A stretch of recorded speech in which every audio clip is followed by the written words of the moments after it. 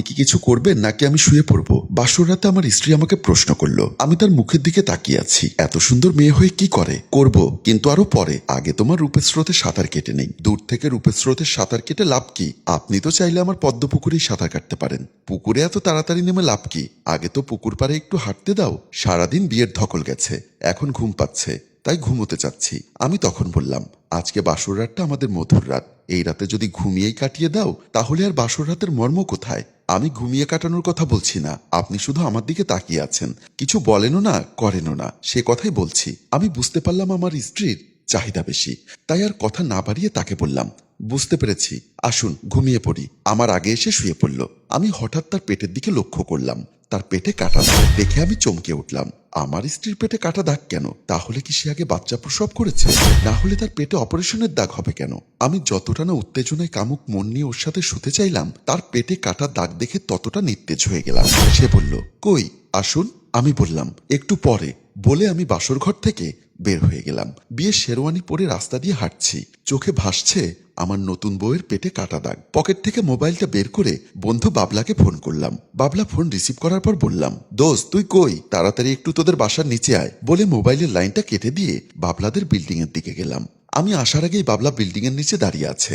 আমাকে দেখে বলল, কিরে দোস্ত, আজ তোর বাসর ঘর, তুই বাসর না করে আমার এখানে? তার আগে আমাকে কোথাও নিয়ে চল, আমাকে এমন কিছু খাওয়া যাতে আমার মনের কষ্টটা ভুলতে পারি। তোর কি মাথা ঠিক আছে? আমি শুনেছি মানুষের জীবনের শ্রেষ্ঠ রাত বাসর রাত, আর সেই রাতেই তুই বলছিস তোর মনে এত কষ্ট। সমস্যা কি আমাকে খুলে বল। দোস্ত, আমার মা আর ভাই আমাকে বিবাহিত মেয়ে বিয়ে করিয়েছে। কি বলিস? তোর বউ বিবাহিত হতে যাবে কেন? বউ দেখার সময় তো আমরা সবাই গিয়েছিলাম, তখন তো দেখেছি সে অবিবাহিত। তখন তো তোরা মেয়ের মুখ দেখেছিলি, পেট দেখিসনি। আমি এখন বাসর ঘর করতে গিয়ে ওর পেটে সেলাইয়ের দাগ দেখলাম। সেলাইয়ের দাগ মানে? আরে বেটা, সিজার করলে যেরকম দাগ পড়ে না, ওরকম দাগ। তার মানে আমার বউয়ের আগে বাচ্চা হয়েছে, তাও সিজারে। ওরা বিষয়টি আমার কাছে লুকিয়েছে।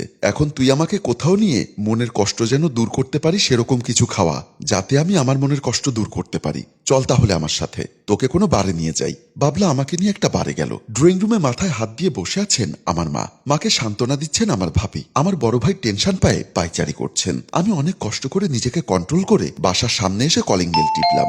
ভাবি দরজা খুলে দিলেন। বড় ভাইকে দেখে আমি কিছুটা ভয় পেয়ে গেলাম, তাই আমি কোনো কথা না বলে দুলতে দুলতে যখন আমার রুমের দিকে যাচ্ছিলাম, তখন বড় ভাই বলল, দাঁড়া। আমি দাঁড়ালাম। বড় ভাই আবার বলল, কোথায় গিয়েছিলে? আমি কিছুতেই ঠিকমতো কথা বলতে পারছিলাম না, আমার মুখ দিয়ে কথা আটকে যাচ্ছিল। ভাবি বলল, তুমি কি কিছু খেয়েছো? আমি হাতের ইশারায় না বলতে গিয়ে বমি করতে লাগলাম। ভাবি দৌড়ে এসে আমাকে ধরে বেসিনের সামনে নিয়ে গেল। আমি বেশি না, অনেকগুলো বমি করলাম। জীবনে কখনো মদ্যপান করিনি, এই প্রথম মদ্যপান করাতে আমি বমি করলাম। বমি করা শেষ করে ভাবি আমাকে আমার রুমে ঢুকিয়ে দিল। ভাবি ড্রয়িং রুমে আসার পর মা বলল, ওর কি হয়েছে? ও এভাবে বমি করছে কেন? কি হয়েছে জানি না, তবে বমি যা করেছে খুব দুর্গন্ধ। আমার বড় ভাই বলল, তোমার গুণধর ছেলে নেশা করেছে, আজ তার বাসর রাত, এই রাতে সে নেশা করেছে, এ বাড়ির মান সম্মান সব ধুলোয় মিশিয়ে দিয়েছে। বলে বড় ভাই সেখান থেকে চলে গেল। মা ভাবিকে বলল, বৌমা, আমার ছেলে তো এমন না, তাকে তো জীবনে কখনো পান সিগারেট খেতেও দেখলাম না, আজ সে কেন নেশা করলো? আমিও তো বুঝতে পারলাম না। এই বাড়িতে বিয়ে করে আসার পর থেকে কখনোই তো আমি তার ভেতর এমন কোনো অ্যাটিটিউড দেখিনি। আজকে এমন কি হলো সে নেশা করলো? তুমি যেহেতু ওর ভাবি, তোমাকে সে বলবে। আজকে যেহেতু সে নেশা করেছে, সেহেতু আজকে কিছু বলবে না, কালকে সকালে তুমি একটু তার কাছ থেকে জিজ্ঞাসা করে দেখো। আমার মাথায় কিছু কাজ করছে না। আমি শুতে গেলাম বলে মা ড্রয়িং রুম থেকে চলে গেল। পরদিন সকালবেলা আমি যখন নাস্তার টেবিলে গিয়ে বসি, ভাবি তখন রান্নাঘরে কাজ করছিল। আমাকে দেখে ভাবি ডাইনিং টেবিলের সামনে এসে বলল, মাহি কই? মাহি এখনো ঘুম থেকে ওঠেনি। ঘুমোলেই তো ঘুম থেকে উঠবে, মানে ফজরে ঘুম থেকে ওঠার পর থেকে দেখছি সে বসে বসে কাঁদছে। কেন? মনে হয় আমার কালকে নেশা করাটা সে পছন্দ করেনি। আরিয়ান, তুমি তো নেশা থাক দূরের কথা, কখনো পান সিগারেট পর্যন্ত ছুঁয়ে দেখোনি। কাল তোমার কি হয়েছে? তুমি নেশা করলে কেন? ভাবি, আমি কি বউয়ের জন্য এত বেশি পাগল হয়েছিলাম যে তোমরা আমাকে একটা বিবাহিত মেয়ে বিয়ে করালে? বিবাহিত মানে শুধু বিবাহিত না, মনে হচ্ছে কয়েক বাচ্চার মা। কি বলো? তুমি কি করে বুঝলে? ওর পেটে সিজারের সেলাই দেখে বুঝলাম। সিজারের সেলাই? বিশ্বাস না হলে তুমি গিয়ে তার পেট দেখো। ভাবি মাহির রুমে গিয়ে দেখতে পেল মাহি বসে বসে কান্না করছে। কি ব্যাপার, তুমি কাঁদছো কেন? কিছু না ভাবি, হঠাৎ বাবার কথা মনে পড়ছে তো, তাই কান্না করছি। আসলে মাহি ভাবির কাছে মিথ্যা কথা বলেছিল। চলো আমার সাথে, গোসল করবে। আমাদের বংশের নিয়ম হচ্ছে ফরজ গোসল ভাবিদের সাথে করতে হয়। ভাবিদের সাথে ফরজ গোসল করতে হয় মানে? হ্যাঁ, এটাই বংশের রেওয়াজ। পরে ফরজ নামাজটা ভাবিদের সাথেই পড়তে হয়। মাহি আর কোনো কথা না বলে ভাবির সাথে বাথরুমে ঢুকলেন। তারপর বিয়ের শাড়িটা খুলে একপাশে রেখে গোসল করতে লাগলেন। ভাবিও গোসল করছে, মাহিও গোসল করছে। মাহির চোখের জল আর ট্যাপের জল মিলেমিশে একাকার হয়ে যাচ্ছে। ভাবি কিন্তু গোসলের ছলে বারবার মাহির পেটের দিকে লক্ষ্য করছে। ভাবি খেয়াল করে দেখল, সত্যিই তো মাহির পেটে সিজারের দাগ। ভাবি বলল, ঠিক আছে, তুমি গোসল করো, আমি আসছি। বলেই ভাবি বাথরুম থেকে চলে আসলো। সেদিন বিকালবেলা আমার শ্বশুর এসে ড্রয়িং রুমে বসে আছেন। তার পাশে মাথা নিচু করে বসে আছে আমার সদ্য বিবাহিত বউ মাহি। আর এক পাশে বসে আছেন আমার বড় ভাই আর ভাবি। আমি তাদের পাশে দাঁড়িয়ে আছি, কারো মুখে কোনো কথা নেই। আজকে আমি আমার বউকে তালাক দিব, তাই এই আয়োজন। বিয়ের পরদিনেই বউ তালাক।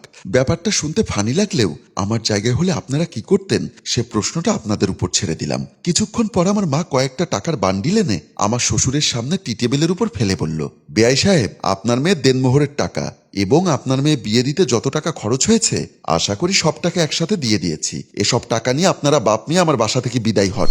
আমার বা আমার মেয়ের অপরাধটা কি বলবেন? কেন আমার মেয়েকে বিয়ের পরদিন তালাক দিতে হবে? কারণ আপনি এবং আপনার মেয়ে দুজনেই প্রতারক। আমার মায়ের মুখে প্রতারক শব্দটা শুনে মাহি চমকে উঠল। তার চোখ দিয়ে জল ঝরছে, তবুও কোনো কথা বলছে না। আমার শ্বশুর বলল, আমি এবং আমার মেয়ে আপনাদের সাথে কি প্রতারণা করেছি? আপনি একটা বিবাহিত মেয়েকে আমার ছেলের সাথে বিয়ে দিয়েছেন। মাহি আবারও শক্ট খেলো। সে অবাক হয়ে আমার দিকে একবার, আবার আমার মায়ের দিকে একবার তাকালো। আমার শ্বশুর বলল, কি বলছেন এসব? আমার মেয়ের কেন আগে বিয়ে হবে? আপনার মেয়ের যদি বিয়ে না হয় তাহলে আপনার মেয়ের পেটে সিজারের দাগ কেন? সিজারের দাগ মানে?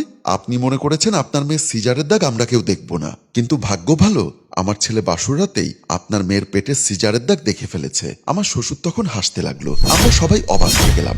আমার মা বলল, বিআই সাহেব, আপনি এমন একটা সিরিয়াস সিচুয়েশনে হাসছেন, না হেসে কি আমি কাঁদবো? আরে বেআইন, এটা সিজারের দাগ না, এটা হচ্ছে একবার আমার মেয়ের স্ট্রোমাকে পাথর হয়, সেই পাথর অপারেশন করার দাগ। আপনারা কেমন মহিলা, আপনারা কি জানেন না বাচ্চা প্রসবের সিজারের অপারেশন কোথায় হয়? যেখানে অপারেশনের দাগ দেখছেন সেখানে কি কখনো বাচ্চা প্রসবের সিজার করা হয়? প্রিয়া তখন নিজের ভুল বুঝতে পেরেছে। সে বলল, হ্যাঁ মা, সত্যি তো, বাচ্চা প্রসব করলে সেই সিজারের দাগ তো ওখানে হওয়ার কথা না, সেটা তো হয় নাভির নিচে। ওর দাগ দেখছি তো নাভির পাশে। ভাবির মুখে এমন কথা শুনে আমিও বিষয়টি লক্ষ্য করলাম। আমি কতই না বড় ভুল করেছিলাম। শুধু শুধু আমার সোনা বউটাকে কষ্ট দিলাম আর নিজের বাসরটা নিজেই নষ্ট করলাম। হ্যালো ভিউয়ার্স, কাউকে অহেতুক সন্দেহ করার আগে যাচাই বাছাই করে তারপর সন্দেহ করা উচিত। না হয় একটু ভুলের জন্য ভেঙে যেতে পারে সোনার সংসার। আমাদের গল্পটি যদি আপনাদের ভালো লেগে থাকে তাহলে লাইক, কমেন্ট ও শেয়ার করে সবাইকে দেখার সুযোগ করে দিন। ধন্যবাদ।